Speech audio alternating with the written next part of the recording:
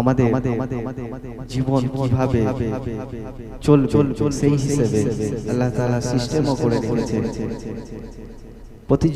প্রতি জুম্মা শুক্রবার, এই শুক্রবার মসজিদের মধ্যে আমাদের যে ইমাম থাকে সে ইমামকে দিয়ে আল্লাহ এবং আল্লাহর রাসূল একটি সুব্যবস্থা করে রেখেছেন, যেখানে প্রতি জুম্মাতে মানুষ কিভাবে জীবন যাপন করবে, কোনটা ভালো কোনটা খারাপ সেই বিষয়ে তিনারা বক্তব্য দিয়ে থাকে।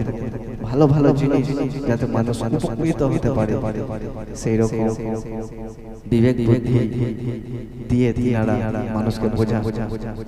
এখন যদি সেই মজলিসে না বসে তাহলে তারা জানবে কি করে? পুরুষ মানুষ যদি মসজিদে না গিয়ে ইমামের কথা না শুনে যদি চায়ের দোকান বা এদিক